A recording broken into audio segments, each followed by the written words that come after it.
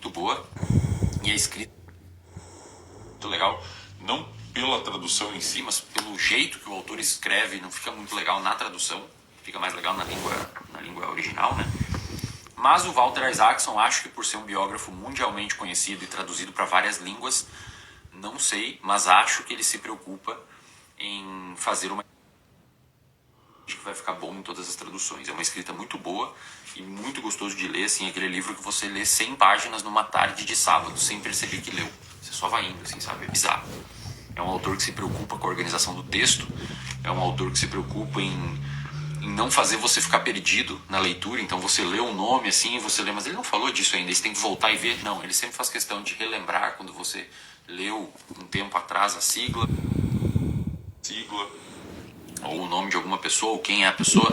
Ele sempre faz questão de repontuar, assim a leitura fica muito fluida e muito gostosa. Então sugiro que vocês leiam essa biografia aqui. Você vai falar, mas eu não me interesso pela vida do Steve Jobs, ele era um bilionário capitalista malvadão. Tudo bem então, cara. Então não lê, o problema é seu, não ligo. Mas para quem aí da live, e é para essas pessoas que eu falo, tiver interesse em entender como que um cara conseguiu mudar para sempre pelo menos umas 5 ou 6 indústrias, eu não estou falando empresas, tá? Eu estou falando de indústrias. Indústrias da computação, indústrias do audiovisual, indústrias do design, indústrias da formação de hardware. Esse cara aqui é o cara para você ler, tá? E o mais legal do Walter Isaacson é que ele viveu com o Steve Jobs 3 ou 4 anos, para lá e para cá. Então ele entrevistou o próprio Steve Jobs, ele entrevistou os inimigos do Steve Jobs, o que isso é bem legal para uma biografia. Ele entrevistou os familiares os familiares que o Steve Jobs brigou, então ex-mulher, enfim, ele entrevistou tanto os amiguinhos quanto os ex-sócios. Então essas biografias do Walter Isaacson normalmente elas são publicadas com uma condição sine qua non de que o biografado não pode ler a versão final, tá? Então sai um retrato muito fiel, ou mais fiel possível do que é a realidade do cara. Inclusive aqui, várias vezes ele pinta o Steve Jobs como um cara muito perigoso, assim, do ponto de vista... Cara, o Steve Jobs ele tinha todas as características que uma pessoa perigosa tem, né? Ele era inteligente, ele era carismático, ele tinha uma boa oratória, né? E ele tinha um objetivo muito claro na vida dele. Então, se você for armado com essas skills, você pode fazer um bem danado para o mundo ou um mal gigantesco para algumas pessoas. No caso do Steve Jobs, ele fez os dois, né? Ele fez um bem danado para o mundo e também um mal gigantesco para algumas pessoas, principalmente algumas pessoas que trabalhavam com ele. Para quem não sabe, ele foi um cara que, se você vive em Marte, né? Ele fundou a Apple, mas não só isso, tá? Ele foi expulso da própria empresa um tempo depois, porque ninguém aguentava o seu mau cheiro. Ele fedia, ele não tomava muito banho e ele arrumava muita encrenca dentro da Apple, né? Principalmente com o conselho. Depois que uma empresa, se você não sabe, depois que uma empresa vira muito grande, o founder da empresa muitas vezes não manda mais na empresa, principalmente quando ela abre capital. Aí quem fica pressionando são acionistas e conselho. E o Steve Jobs foi expulso da própria empresa por conta de alguns arranca-rabo que ele teve com o conselho. Ele queria fazer algumas coisas, o conselho não aprovava, porque ele estava com uma visão muito longe na frente da galera. Quando ele foi expulso da Apple, ele ficou 10 anos longe da Apple, 8 ou 10 anos. Ele fundou uma empresa chamada Pixar. Exatamente, a Pixar. Quando ele fundou a Pixar, ele foi o cara que deu o start no filme Toy Story. O primeiro filme de animação da Disney e da Pixar em parceria foi Toy Story, que foi ele que criou. Tá? Aquele primeiro filme foi ele. Agora vocês assistiram aí Divertidamente e tal, tudo isso é criado por uma empresa dele. Então esse era um cara, ele foi o maior acionista da Disney, poucas pessoas sabem disso, mas ele foi o maior dono da Disney. Então assim, esse aqui é um tipo de cara que onde ele encostava, virava ouro, né? Dava pra ver que não foi um golpe de sorte que ele fez a Apple se transformar na empresa mais valiosa do mundo, porque ele saiu da Apple e criou outras coisas e virou dono de um monte de coisa que é gigantesca também. Então você pode ser aquela pessoa que fala, ah, não, mas quem fez isso foi os engenheiros dele, foi os programadores dele. Cara, eu sinto muito se você é uma pessoa que pensa assim, porque você é um baita de um ignorante em uns 4 ou 5 níveis diferentes. E eu sinto pena de você. Na verdade, eu sinto bastante pena de você. Se você acha que os foguetes do Elon Musk não foram feitos pelo Elon Musk e que foram feitos pelos engenheiros do Elon Musk, que o Elon Musk não é um gênio e não sei o que, porque ele é bilionário e é malvadão, eu tenho muita pena de você, na verdade. Eu te veria na rua e falava, caramba, cara, esse cara é um coitado, assim, muito complicado, o jeito que ele pensa sobre o mundo, porque dificilmente teria a Apple ou teria um foguete dando ré se não fosse pessoas como essa. Você pode não gostar da pessoa, mas você não pode negar a realidade, né? É difícil. Então, inclusive, fica a dica, não é uma dica 2, porque são 11 livros, então o Walter Isaacson escreveu, esse mesmo biógrafo, escreveu também a biografia do Elon Musk, que inclusive é muito boa e retrata o Elon Musk também como um adolescente chorão que sofreu bullying na escola e hoje quer ser o dono da bola. Tá? Então, beleza, vamos lá para o segundo livro. Segundo livro, espero que vocês estejam anotando aí, hein? Essa live não vai ficar salva, ó. Anota o nome dos livros aí. Segundo livro. Esse aqui o pessoal que trabalha comigo aí na redação não gosta muito, mas eles ficam recomendando uns livros que só eles entendem. Só a galera de letras entende os livros que eles recomendam. Então, para você, que é um mero mortal como eu, vá nesse daqui. Livro Como Escrever Bem, tá? Do William Zinsser. Esse livro aqui é um best-seller mundial. Como Escrever Bem, o clássico manual americano de escrita jornalística e de não ficção. Você vai falar assim, poxa Wesley, mas por que diabos eu vou ler um livro sobre como escrever bem? Eu não sou um escritor, cara. Eu sou apenas um engenheiro, eu sou apenas um advogado. Eu sou apenas um psiquiatra, eu sou apenas um educador físico, ou nutricionista, ou sei lá o quê. A galera da mentoria de carreira do INPBE sabe que a gente destrinchou alguns pedaços desse livro lá dentro. Por quê? Porque é inadmissível, num dia como no ano de 2024, você não saber usar a porcaria da vírgula. É inadmissível você não saber pontuar um texto. E vou te dizer, este livro aqui nem é sobre isso. Este livro não é sobre pontuação. Esse livro não é sobre acentos. Esse livro não é sobre usar regras do português em termos de pontos, etc. Este livro aqui é sobre estrutura de texto. E não é necessariamente para você fazer o Enem ou fazer uma redação do Enem, mas simplesmente para você cuidar com coisas básicas de uma escrita. Coisas que eu vejo aqui no Instagram e meus olhos sangram de 5 formas diferentes. Inclusive eu troco muita ideia com o Pedro, que é o nosso redator do Reservatório de Dopamina e do INPBE, que é formado em letras e faz mestrado. Eu falei, cara, tu deve ser deprimido, porque o que a gente vê das pessoas escrevendo no Instagram, com pessoas com graduação, com mestrado, com doutorado, galera que se formou em curso superior, não sabe usar vírgula. Eu não estou dizendo aqui que escreve um acento errado, não sabe usar vírgula. E não é a vírgula fina, sabe? Tipo, não só para sujeito de verbo, tem que botar vírgula aqui, tem que colocar ali. Não, é botando umas vírgulas nos lugares que tu lê o texto assim, nem sai o texto, você nem consegue ler, porque fica todo travado. Não é nem o ajuste fino da vírgula, sabe? É um bagulho tudo torto. E aí você vai ver a forma de escrever o texto é um jeito extremamente prolixo, mal organizado, com 5 ou 6 temas diferentes em cada parágrafo. Essa pessoa não sabe nem o que é um parágrafo, cara. A pessoa não sabe o que faz um parágrafo. Ela bota 5 ou 6 temas num parágrafo, depois volta de um tema que não tinha falado ainda. Você fala, caramba, cara, que depressão é ler isso daqui. Então, pelo amor de Deus, tá? Isso aqui é um livrinho, olha aqui, ó. Ele tem 200 páginas, só que é pequenininho. Isso daqui, pessoal, em 3, número 2 que vocês fazem no vaso, deixa ele em cima do vaso, assim. Em 3, número 2, vocês terminam de ler, tá? E é um livro que em alguns momentos vocês nem precisam ler, tá? Acho que da metade pra frente aqui, ele nem é tão útil pra vocês. Ele nem é tão útil pra vocês na metade pra frente, tá? Mas ele... até a metade ele é interessante, tá? Ele ensina mais ou menos o que é um parágrafo, ele fala sobre os excessos na escrita, não ficar repetindo 1000 coisas que você não precisa falar. Então esse daqui é legal.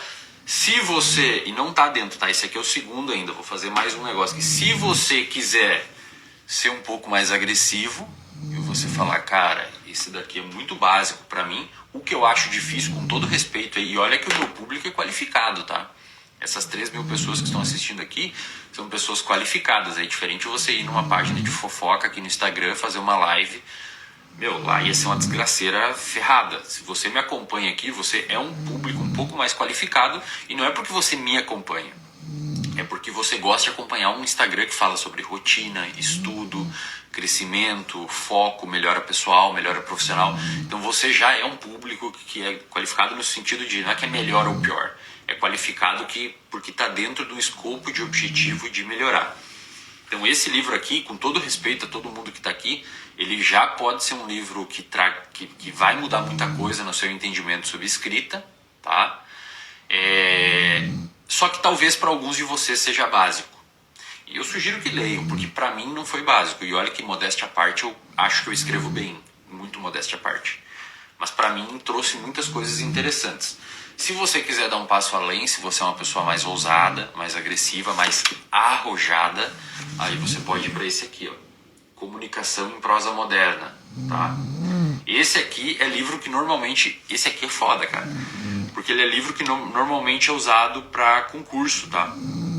O pessoal normalmente usa esse livro aqui para concurso, para estudar para concurso. Ele tá no edital de vários concursos, inclusive, tá? Então esse daqui vai te dar de uma forma mais organizada alguns pontos sobre escrita e principalmente de forma muito mais detalhada, tá? Como organizar um parágrafo, o que faz um parágrafo, o que é uma unidade, tá? Isso daqui é bem legal, na verdade. Um tópico frasal, isso aqui é muito bom, cara. Principalmente essas partes aí ajudam muito a organizar a leitura. Então esse aí é a dica 2, tá? Já dei 4 dicas aqui, mas agora vamos para a terceira oficial. Mais um livro aqui para vocês. Sapiens, tá? Esse livro aqui é bem legal, é um best-seller, provavelmente vocês já leram. Uma breve história da humanidade, como o próprio nome diz, ele tem como objetivo contar uma breve história da humanidade. É um livro que, segundo alguns historiadores, tem alguns equívocos, tá? Mas, assim, em termos gerais, se você não for produzir uma tese de doutorado sobre esse livro, né, ou usá-lo como referência em uma tese de doutorado ou uma dissertação de mestrado, para uma pessoa que não é da área, assim, quer entender um pouco o panorama geral sobre a história do mundo, eu acho que é um baita de um livro. Por quê? Porque a escrita é gostosa de ler, é bem organizado, fala sobre uns tópicos muito bacanas, tipo o que é, da onde que veio, o que é o dinheiro, por exemplo, qual que é o significado do dinheiro, como começou a escrita, a parte da internet, enfim, isso aqui é bem maneiro. Acho que pode ser que traga você aí para um nível de consciência que pode ser interessante para sua vida. Conta a história dos impérios otomano, império não sei o que. É bem legal, eu li ele em... cadê? Acho que eu li ele em 2016. Não tenho a data aqui. Devo ter lido em 2016, 2017. Eu lembro que eu estava na graduação ainda. Provavelmente você já tenha lido esse livro aí, se você é minimamente um leitor. Vamos lá. Mais um livro aqui. Esse livro aqui é intitulado Biased. É um livro da Jennifer Eberhard, que é uma pesquisadora de Stanford, na Califórnia. e o livro trata sobre preconceitos, tá? É um livro bem legal, eu li ele acho que no começo do ano. E por que é um livro muito massa? Porque a Jennifer, ela é uma neurocientista negra e ela estuda preconceito, principalmente o preconceito racial. Só que, ao contrário da galera da Lacrolândia, né? Ao contrário da galera da Lacrolândia que não lê um livro, mas fica gritando para todo mundo e acaba, inclusive, sujando o ótimo trabalho que pessoas sérias como a Jennifer faz, a Jennifer fala com autoridade e baseada em evidência. Então esse livro aqui vai trazer você para um lugar onde você vai deixar de ser um imbecil ou uma pessoa imbecil, entendeu? Um ignorante, uma pessoa ignorante mesmo, assim, não de burra, mas ignorante de não saber sobre esses dados, porque ela traz diversos estudos em neurociências, com neuroimagem, com questionários e um levantamento bizarro de todas as apreensões feitas pela New York, pela polícia de Nova York e pela polícia de Los Angeles, mostrando como existe eu nem sei como que a instituição de polícia deixou ela fazer essas pesquisas lá dentro, porque revelou uns podres federal lá da polícia. Ela faz uma série de levantamentos mostrando como que a polícia faz abordagens mais agressivas e, digamos que, muito mais subjetivas quando alvam uma pessoa negra, né? Inclusive, as pesquisas da Jennifer foram utilizadas para mudar alguns panoramas de políticas públicas dentro da polícia dos Estados Unidos. Então, olha o tamanho do impacto de uma pesquisadora que estuda sobre isso, né? E como que um trabalho sério traz muito mais resultado que ficar gritando por aí. Então, o ponto central do livro existe um preconceito enraizado na população, algumas pessoas mais, outras pessoas menos e outras pessoas de fato não têm, tá? E ela consegue ver esse preconceito em estudos de neuroimagem. Então, por exemplo, um dos estudos que ela colocou, se você colocar dois atores, um negro e um branco, digamos que brigando, se empurrando, e colocar uma plateia assistir, quando o branco empurra o negro e é violento com o negro, a plateia tende a dizer que é uma brincadeira. Não, eles estão brincando, é só uma brincadeira. Quando é o inverso, o negro empurra e é violento com o branco, a plateia tende a dizer, plateia branca, tende a dizer que ele está sendo violento.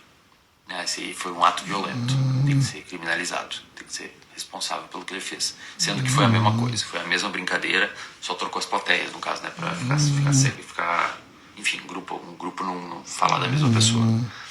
E ela traz diversos dados mostrando que, por exemplo, quando você coloca é um teste de Stroop que a gente chama, quando você bota duas palavras e pede para o cara apertar um botão, por exemplo, aperte o botão vermelho quando aparecer uma palavra, quando aparecer duas palavras boas, ou um botão azul quando aparecer duas palavras pretas. É um teste de associação implícita que a gente chama. O que ela percebe? Quando você bota uma palavra tipo perigoso e a foto de uma pessoa negra, as pessoas apertam o botão mais rápido do que quando você bota, por exemplo, segurança ou, sei lá, uma outra palavra boa aí, harmonia, alegria e a foto de uma pessoa negra. Os americanos, no caso, né, que foi feito lá, eles têm uma latência, eles apertam o botão, mas eles têm uma latência de alguns milissegundos para apertar. E isso ocorre no cérebro com coisas, por exemplo, veneno e piquenique. Eles demoram para fazer essa associação porque eles sabem que veneno é uma coisa perigosa. Então, em termos gerais, esse tipo de estudo de associação implícita mostra que existe um preconceito, né? É claro que se for trabalhado, daí eles fazem uma série de controles. Por exemplo, uma criança branca que desde cedo cresceu no meio de pessoas negras, ela não tem essa latência, entendeu? Porque desde cedo ela convive com pessoas negras. Então, para ela não chegou a ter contato com algum tipo de preconceito, ou alguém falou para ela que é perigoso, que pessoas negras são perigosas, saca? Principalmente nos Estados Unidos, né, onde isso é bem mais aflorado. Então Então esses testes de associação implícita, que envolve você associar uma coisa boa com uma pessoa, ou uma coisa ruim com uma pessoa, demonstram um preconceito implícito que as pessoas têm. E não tem como, cara. A latência ocorre. Quando é piquenique em uma pessoa branca, a pessoa clica rápido o botão. Quando é segurança em uma pessoa negra, ela dá uma travadinha, mas ela clica igual rápido, mas dá uma travadinha. Tem um pequeno delay ali. E isso muda quando a pessoa branca cresceu no meio de pessoas negras. Talvez, como eu já falei numa aula do reservatório de dopamina, talvez questão de cotas e etc. deveriam ser colocadas na infância. Não adianta nada o moleque branquelo, igual um papel, crescer numa escola particular onde o único aluno negro é o filho da merendeira ou o filho do segurança. Aí chega na federal, enxerga gente de tudo que é cor e tudo que é jeito. Cara, quando ele chegou na federal, com todo respeito aí o pessoal que defende cota na federal, mas lá ele já tá com todos. Se o objetivo é fazer essa reparação ou é mitigar preconceito, não adianta nada, cara. Ele já chegou na federal adulto, com todos os preconceitos formados, tá bom? Então, enfim, isso daqui é um livro muito foda. Se você é uma pessoa militante, etc., nessa causa, leia esse livro e para de ser um imbecil falando um monte de merda que você não entende. Tá bom? Fica a dica aí pra vocês. Inclusive, inclusive, eu fiz uma aula para o reservatório de dopamina sobre esse livro aqui. Eu fiz uma aula para o reservatório de dopamina sobre esse livro aqui. As aulas ainda não foram ao ar, mas estão gravadas e em breve estarão no ar. Se você não sabe o que é reservatório de dopamina, depois que acabar a live, você clica no link da minha bio e clica no botãozinho Seja Membro. Só aula minha lá dentro já tem mais de 130 aulas. 130 aulas, são mais de 90 horas de conteúdo só de aula minha, destrinchando muito desses livros que eu vou trazer aqui para vocês. Ok? Então entrem lá, assinem o RD e mudem a vida de vocês em termos de conteúdo de verdade. Vamos lá? Mais um livrinho aqui. Livro Outlive, do Peter Attia, ou Peter H, acho que é Peter Attia. Outlive, ok? Este livro aqui, eu não sei se tem em português. Esse Beiser, acho que não tem em português. Esse aqui tem, na verdade, em português, claro que eu sei. É aquele lá que eu não sabia se tinha em português. Esse livro tem em português, tá? O nome é também Outlive. Você pode botar aí no Google e você encontrará o livro. É um calhamaço, mas é um livro muito maneiro, porque esse autor aqui é um médico, né, dos Estados Unidos, e ele fala sobre longevidade, tá? A ideia dele, eu vou tentar fazer um resuminho de cada livro, tá, pessoal? Não tô com muita pressa aqui, e aí a gente faz um resuminho de cada livro. Isso, acho que só falar o livro e tirar vai fazer vocês não terem muita noção do que é. A ideia desse livro aqui é que o autor, ele tem uma tese que ele levanta que chama Medicina 3.0. Agora eu não sei se é 3.0 ou 2.0, eu acho que é 3.0. Que basicamente ele defende que no futuro, ou já no presente, a medicina ela deveria se preocupar em prevenir problemas e não só tratar problemas. E o autor passa o livro inteiro defendendo isso e defendendo estratégias práticas que a gente pode desenvolver para viver mais, tá? E aí o mais interessante é que viver mais não necessariamente só em termos de idade, mas viver mais com mais qualidade. Tem uma passagem no livro que particularmente eu acho genial, e eu inclusive, deixa eu achar aqui para vocês, para não mentir. Ó, aula 054 do reservatório de dopamina. Olha aqui, ó, só vou mostrar para vocês uma coisinha rápida, para vocês entenderem que eu não tô zoando, ó. Ó, aula 054 do RD, tá aqui a aula. Ó, eu falo sobre o Peter Attia, ó. Aula 054, que a gente troca uma ideia exatamente. Eu literalmente desenhei longevidade, vida útil, vida saudável e os pontos que ele considera importante nesse livro para alcançar a longevidade com saúde, tá? Tem um ponto aqui que é justamente esse desenho que eu fiz, que ele diz assim, ele fala, cara, não adianta você viver muito, mas viver mal, tá? E é o que infelizmente acontece nos dias de hoje com as pessoas. Inclusive tá aqui, deixa eu me mostrar só de novo rapidinho. O que ele diz hoje, ó?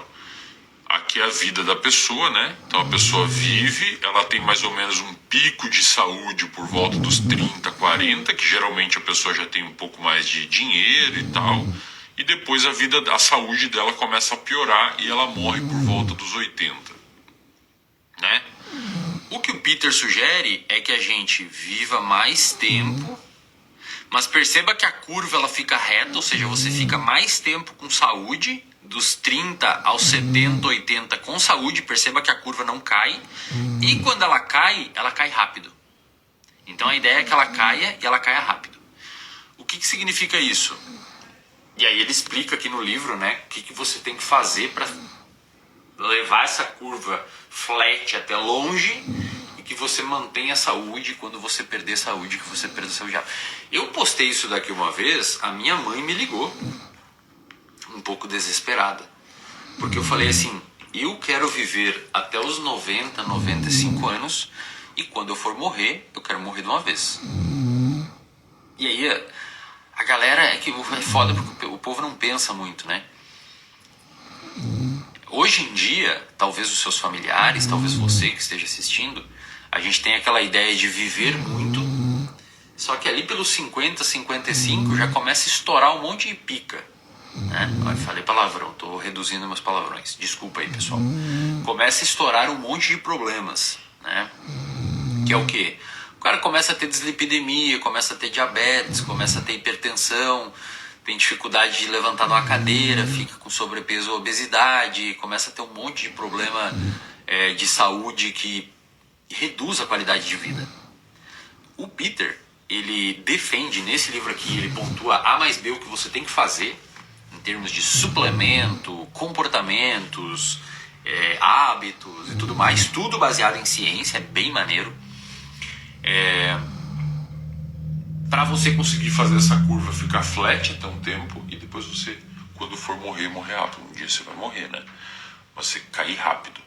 Não sei lá, cara, você fica até os 90 saudávelzão, conseguindo lavar louça, caminhando, indo pra lá, indo pra cá, indo ao supermercado, dirigindo. E aí uma bela época, dá uns 2, 3 meses doente e puf, morreu, né? É muito melhor do que você adoecer aos 60 anos e viver até os 90 tomando uma penca de remédio e onerando toda a sua família. Eu, pelo menos, não quero ficar doente e onerar toda a minha família quando eu estiver na idade adulta aí, na velhice, né? Então ele bate muito em cima disso. Eu explico nessa aula do reservatório de dopamina esses itens aqui que ele pontuou, mas se você quiser, leia o livro. Se você quiser saber o que de fato é mais, o suco do livro, o core do livro, aula, 054 do reservatório de dopamina. Inclusive você tem ali na legenda da aula PDFs interativos para você pontuar o que você aprendeu na aula, um checklist de aprendizado, e para você pontuar também as atividades que a gente dá para você. Então a gente pega todos os itens que é preciso fazer para viver mais e coloca ali, ó, plano de ação, o que você vai fazer, quando você vai começar, coloca na agenda para você botar em prática, tá? Livro muito bom. E vou dizer, ó, ponto importante, essa área aqui, cara, é uma área embaçada da ciência, tá? Deixa eu só pedir uma água pra minha... Não sei se é minha namorada, minha noiva agora, né? Não é mais minha namorada. Se você tá assistindo isso, linda, traz uma aguinha pra mim que minha boca tá seca, por favor. Deixa eu mandar uma mensagem aqui.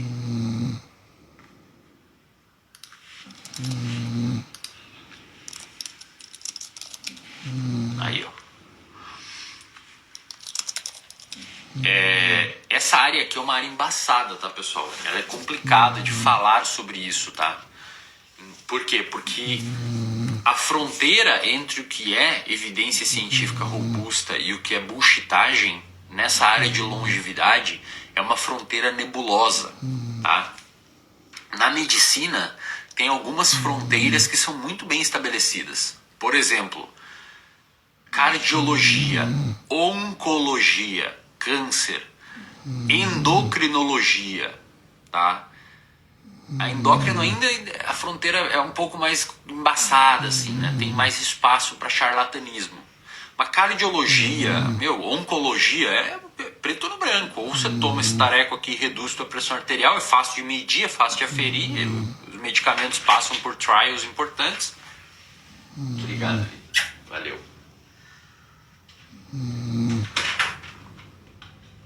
Agora, na longevidade, é meio embaçado ainda de entender o que é e o que não é ciência de verdade. Então, o Peter é um cara mega confiável, tá? Podem ver se você tem interesse nesse tema ou assistir a aula 054 do RT. Esse aqui é mandatório, é uma leitura obrigatória para quem gosta de ciência, e é um nicho mais específico, né? Mas quem gosta de ciência, Carl Sagan, O Mundo Assombrado pelos Demônios. É um livro que foi escrito em 1995 e é interessante que nesse livro aqui ele estava debatendo sobre como os americanos estavam emburrecendo, em 1995, como os americanos estavam emburrecendo por acharem que eram ETs extraterrestres que faziam aqueles desenhos nas plantações. Vocês lembram desse rolê? E depois se descobriu que era um grupo de irmãos lá, sei lá, um grupo de amigos que estava zoando todo mundo. Eles iam de madrugada, faziam aqueles desenhos e aparecia na TV e tal. E eu falava, caramba, cara, o pessoal... Ele não falava assim, né? Mas falava, cara, basicamente meu Deus, cara, esse pessoal é muito burro, eles estão achando que são extraterrestres. Ele morreu já, o autor, né, o Carl Sagan. E eu fico imaginando se ele estivesse vivo hoje descobrindo que a gente está debatendo se a Terra é redonda ou não na internet. Então, que realmente é o retrato de que, em termos intelectuais, o mundo não vai tão bem. Livro muito bom. Tem alguns capítulos que são emblemáticos na história da divulgação científica, como O Dragão na Garagem, né, que é fantástico, uma maneira absurdamente didática de explicar o que é o método científico, principalmente o de falsibilidade. Ele pergunta, né, um amigo dele fala, tem um dragão na minha garagem. Aí você fala, legal, quero lá ver. Então você tem uma hipótese, né? Eu tenho um dragão na minha garagem, eu tenho que testar essa hipótese. Aí você abre a garagem e não vê dragão nenhum. Você fala, mas cadê o dragão? Ele não tá aqui. Aí o amigo fala, não, mas ele é invisível. Ele fala, se ele é invisível, eu vou jogar farinha aqui no ar, que aí vai pegar nele e eu vou ver o contorno dele, né? Aí fala, não, mas o dragão é incorpóreo. Fala, bom, então eu vou pegar uma câmera que detecta a mudança de temperatura e vou ver ele, se ele está aqui, vou ver as chamas dentro dele e etc. Ele vai emitir calor. Não, mas ele não tem ele é imune a esse tipo de câmera. Então, cada coisa que o cara fala para descobrir o dragão, o amigo tem uma alternativa que impede que você teste a ideia de existir um dragão lá dentro, né? E é isso que acontece em maior ou menor escala com muitos profissionais da saúde. Você fala, cara, mas cadê esse negócio aí que você está falando? Não, mas isso daí é muito complicado. A ciência não tem métodos ainda para entender esse negócio. Não, entre você me falar que a ciência não tem método para entender um negócio e um dragão invisível, incorpóreo, que é imune a sensações a máquinas de detecção de calor e que voa e que não deixa pegadas e que ninguém consegue ver, para mim os dois não existem, né?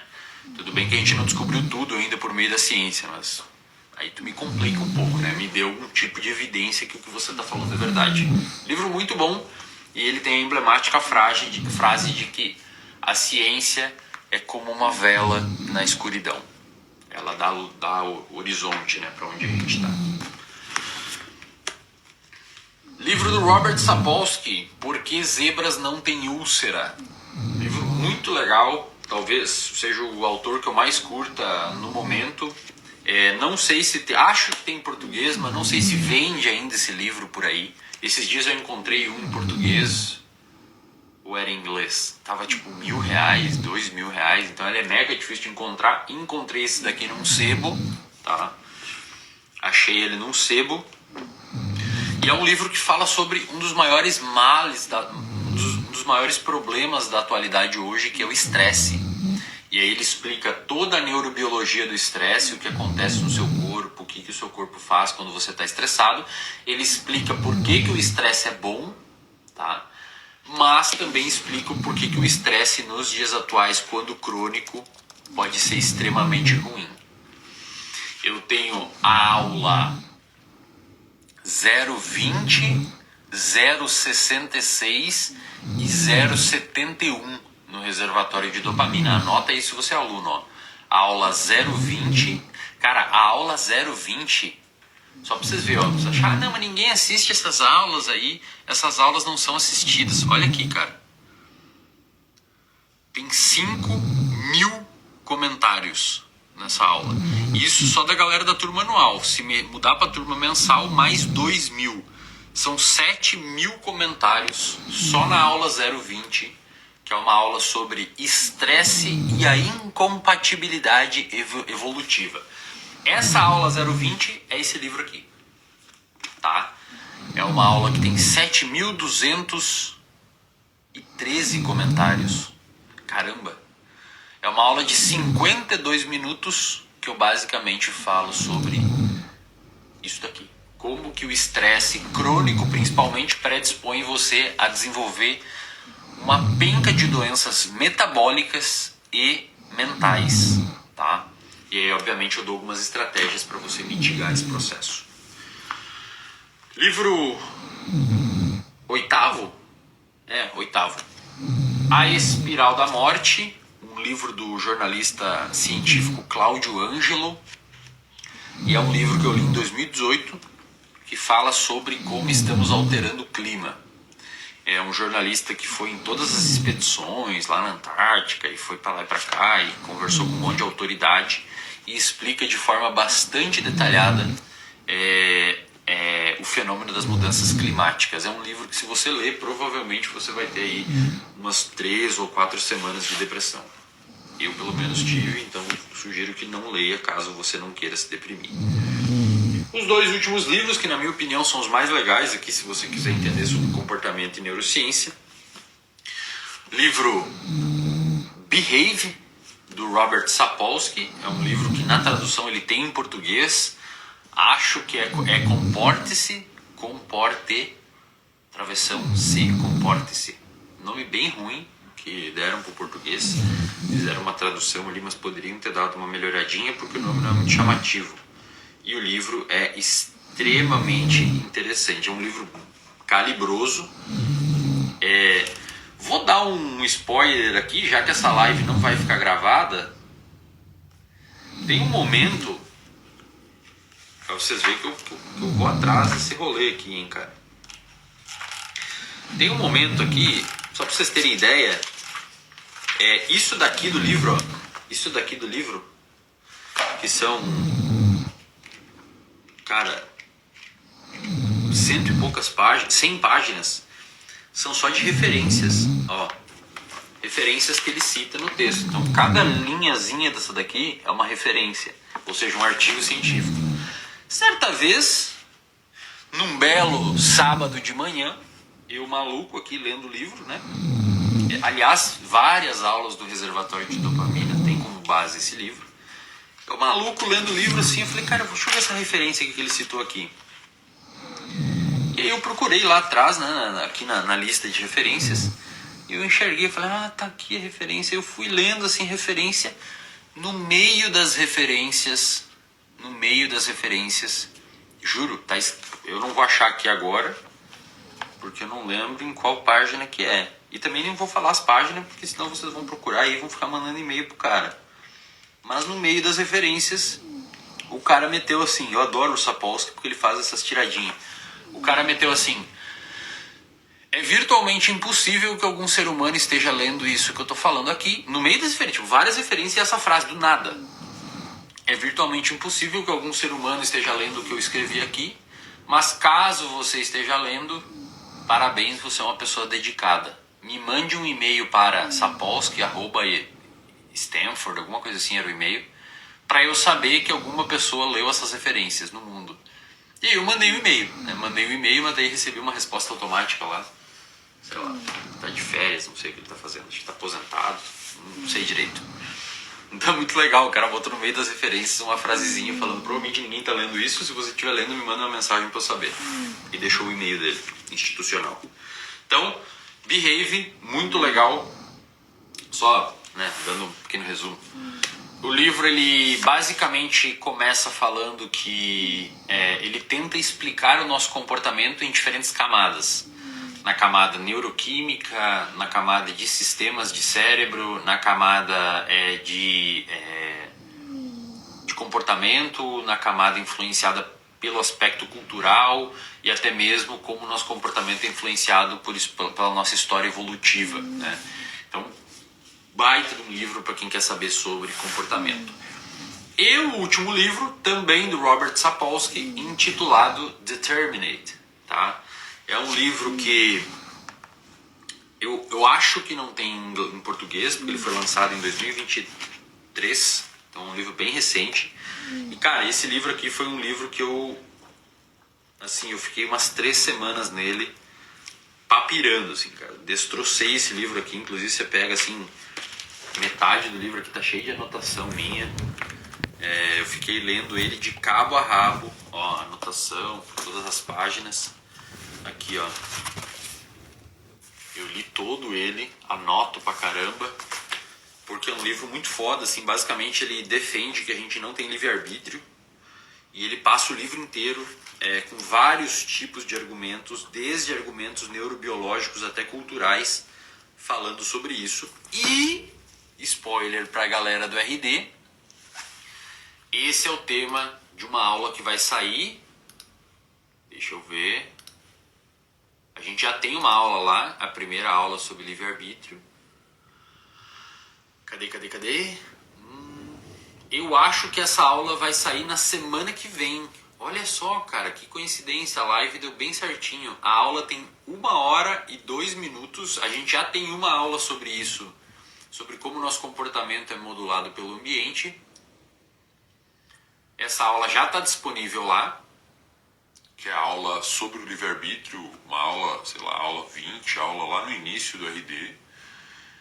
E desta vez a gente vai fazer uma continuidade desta aula, que vai ser a aula 131. Olha só, a aula 131 vai ser a segunda aula sobre comportamento e ambiente, sendo que a primeira aula foi a aula...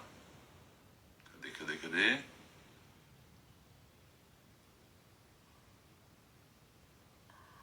023. Olha só, a aula 023. E a gente vai agora, tem 1h28, a aula 023, e agora a gente vai para a aula 131, 2 anos depois, atualizando esse tema e continuando o debate. Uma aula muito maneira, particularmente achei, e eu trago, um monte de dado novo, enfim, muito legal aí para quem gostou. Livro Determinate, do Robert Sapolsky. Então, assim, se você ler esses livros, provavelmente você vai saber aí mais do que muita gente que estuda psicologia e neurociências, porque esses livros são bem bacanas e principalmente esses livros trazem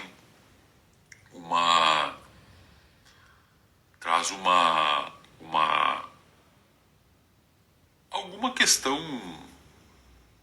útil para a sua vida, né? Desde os livros de leitura, que a gente falou anteriormente, até o livro do Outlive, que é um livro que faz você ter melhores hábitos, até o livro do Preconceito, que faz você deixar de ser um imbecil, até o livro do Steve Jobs, que você tem uma noção de mundo e de mercado e de empreendedorismo, até o livro de estresse, que você tem uma noção do quanto isso impacta a sua saúde mental, os livros de comportamento, que fala sobre hábitos. Então, assim, essa seleção de livros que eu fiz pode ser um livro interessante, pode ser alguns livros interessantes para a sua vida em geral.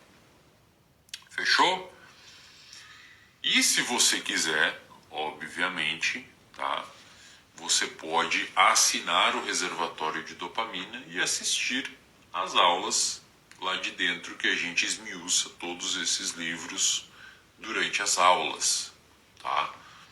se você assistir às aulas, não precisa, nem precisa ler esses livros que você vai ter de uma forma já organizadinho o raciocínio, ok?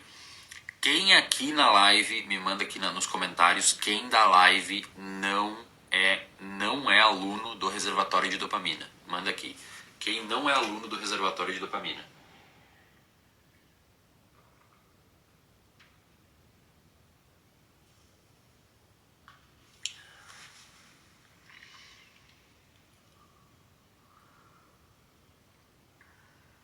Uma galera aí não é aluno, ó. Assinem o reservatório de dopamina, porque todas essas aulas estão lá, pessoal. Esses livros estão dentro das aulas. Quem aí agora é aluno do RD? Quem é aluno do reservatório de dopamina? Manda um balãozinho aí, manda um balãozinho quem for aluno. Balãozinho, balãozinho, balãozinho.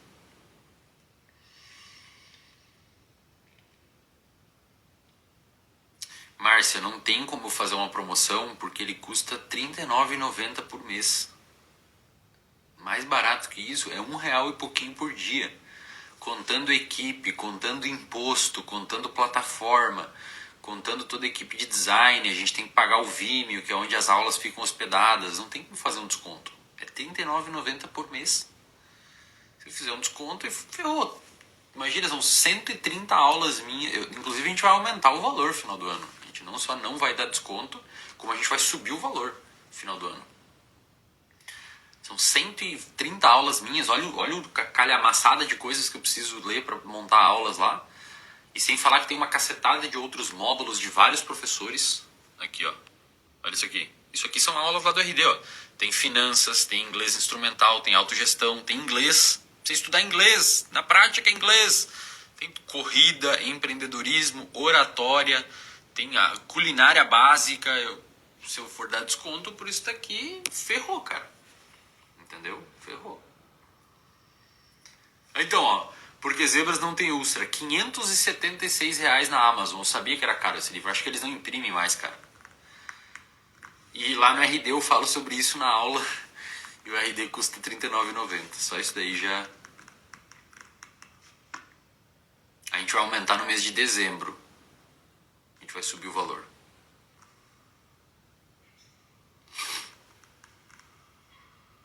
Então não tem como subir o valor. Já está.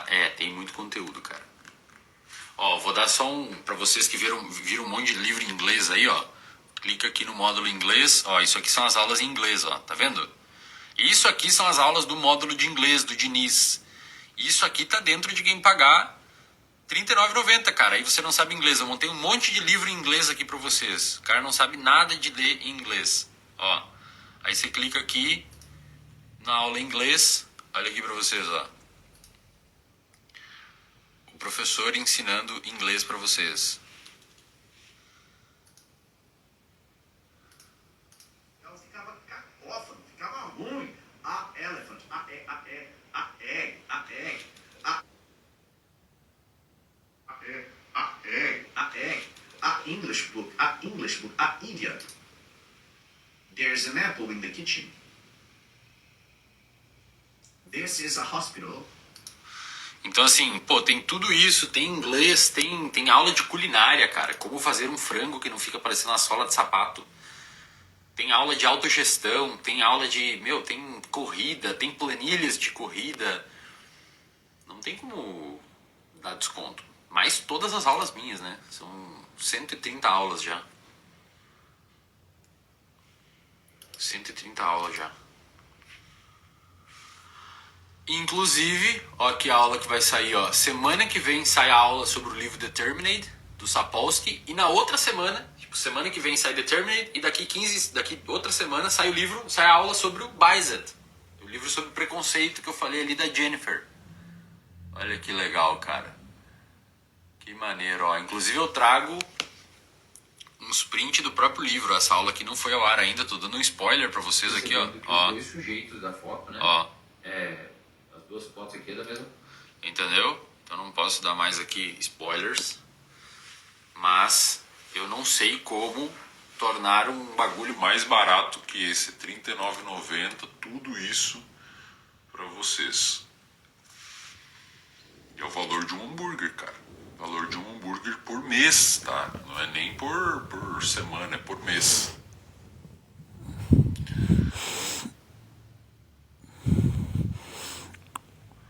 Ok? Eu não posso falar, cara. Então, assim, se você tem interesse em participar, clique no link da minha bio e seja um membro. Torne-se um membro do RD, tá? Torne-se um membro do RD. Ok?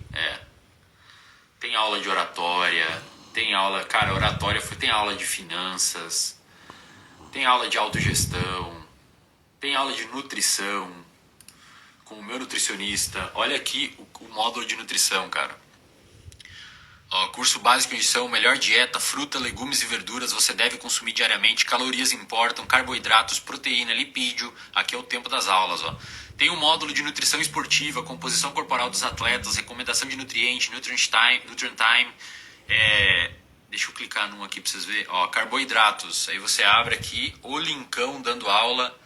Ó, isso aqui, cara. Feijão carioca cozido tem mais ou menos 37,4 calorias. Porque tem fibras ali. E por isso que o feijão é um alimento excelente para quem está buscando emagrecimento. Ó, e você vai no fruta, legumes e verdura, ó. Por que você deve consumir? A terceira refeição do dia é uma fruta. A quarta refeição do dia já pera, uva. Ó. Quantidades maiores de 100 calorias, né? Em 100 gramas a gente tem o abacate, banana, o pequi. Então assim, cara, eu não sei como deixar mais barato isso pra vocês, tá? Não sei como deixar mais barato. Isso sem falar de 130 aulas minhas. Fechou? Então, vou fechar a live aqui. Se você tiver interesse... os livros são... Óbvio que os livros são mais caros que o curso. Com certeza os livros são mais caros que o curso, cara. Se você for comprar esses 10 livros hoje, só esses 2 do Sapolsky aqui, se você for comprar em boa qualidade, dá 2 anos de RD. Tranquilamente. Só o Porque Zebras Não Tem Úlcera dá 2 anos de RD. O do Peter Etia também é caro pra caramba. Então, assim... O link está na minha bio. Se você quiser se tornar um membro do RD, clique no link da bio, onde diz torne-se um membro do RD. Fechou? Porque nós vamos aumentar o valor. Nós vamos aumentar o valor. Nós vamos aumentar o valor. Vá lá no link da minha bio e nós nos vemos lá dentro. Valeu, galera. Ah, lembrando, terça que vem a gente tem live de novo, tá? Terça que vem e ela não fica salva. Terça que vem, umas 7 da manhã mais ou menos, nós temos live de novo.